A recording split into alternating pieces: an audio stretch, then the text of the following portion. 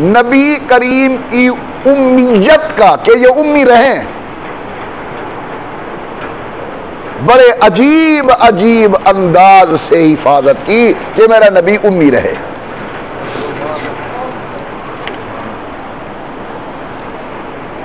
भाई मेरी बात समझ आ रही है?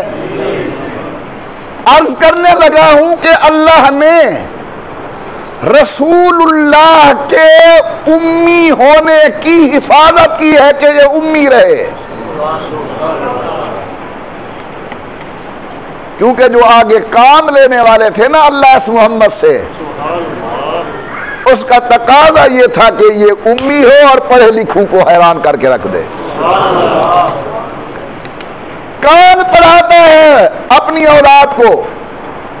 सबसे पहले वालिद।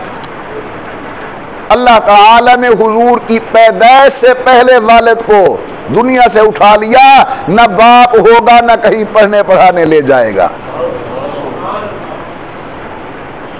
परवरदिगार आलम ने इमामुल अंबिया के वालिद गिरामी कदर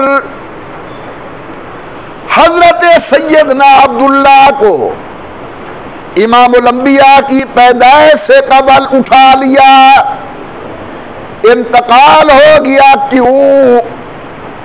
आमतौर पर बच्चों को पढ़ाने का सबब बाप होता है। न बाप होगा न पढ़ाने ले जाएगा। मेरा नबी उम्मी का उम्मी ही रहेगा। अब बाप के बाद बच्चे के पढ़ने लिखने का इंतजाम करती है माँ। इमामुल अंबिया की उम्र मुबारक 6 साल। अल्लाह ने माँ को अपने पास बुला लिया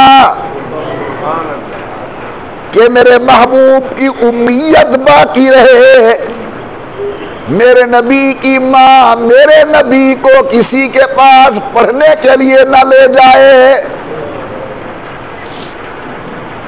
आपने देखा होगा बच्चा छोटा सा है, वालिद खुशी से उसकी उंगली पकड़ कर ले जा रहा है। बेटा चलो तुम्हें मस्जिद के अंदर ले जाऊं, आज शीरीन तकसीम करेंगे, तुम्हें बिस्मिल्लाह पढ़ाते हैं।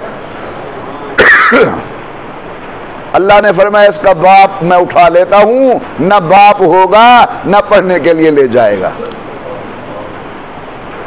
पता नहीं मैं बात समझा रहा हूं आपको या नहीं। अब दूसरा नंबर होता है मां का। वो इमाम रबिया का मशहूर वाकया है। मां के पेट में थे, बाप सफर पर जा रहा है। उसने वसीयत की कि अगर मेरा बेटा पैदा हो तो बेटे को दीन सिखाना। मां ने पढ़ना पढ़ाना सिखा दिया।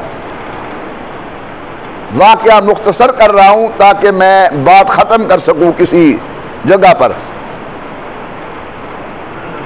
बच्चा पढ़ने लिखने के काबिल हो गया।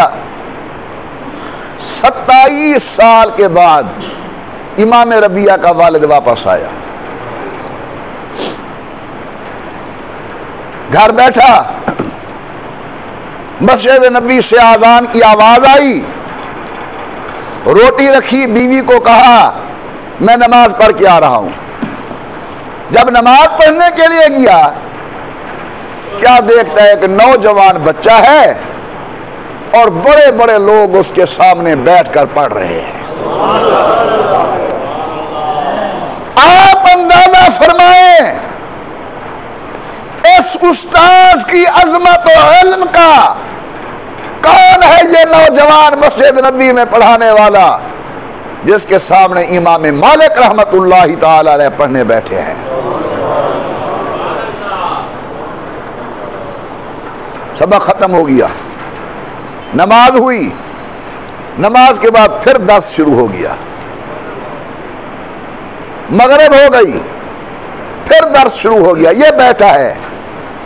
अल्लामा जामी कहता है ना कि पर्दाज़ आरिज़ बरफिगंता आलम शहदा शवद बाज़े ज़रू बाज़े ज़मू खल्क़े ज़लब मन अज़दहन। ए मोहम्मद करीम, कोई तेरे चेहरे अनवर का दिल दादा है, कोई तेरी आंख के ऊपर दिल देता है, मैं तेरी जुबान और मुंह का दिल दाता हूं, क्योंकि तू खुद बोलता नहीं जब तक अल्लाह बुलवाए ना। अब जनाबे वाला मगरिब के बाद फिर दर्स शुरू। इमाम रबिया के वालिद को खाना भूल गया, बैठे हदीस सुनते।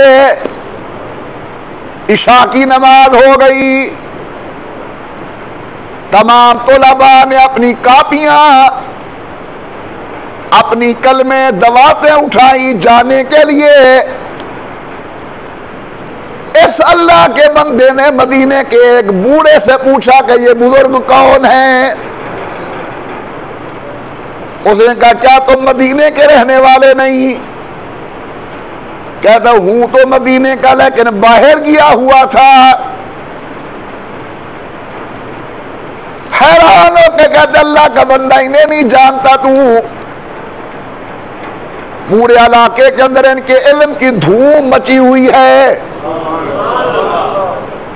ये कहते हैं, नहीं अब्दुल रहमान इसका नाम है। कहते नहीं यार, मैं नहीं जानता। उसने कहा, अल्लाह का बंदा, ये अब्दुल रहमान का बेटा है इमाम रबिया। बस ये लफ्ज़ सुने आंखों में आंसू गिराए और रो कर कहते, अल्लाह कहाँ मैं और कहाँ तेरी रहमत।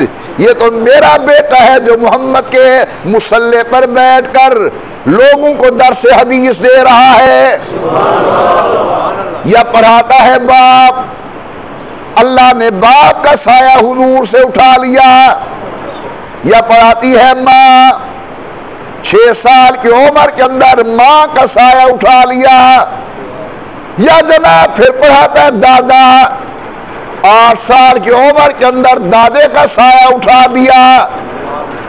साए पसंद ना आए परवरदिगार को और बेसाया कर दिया और सायादार को।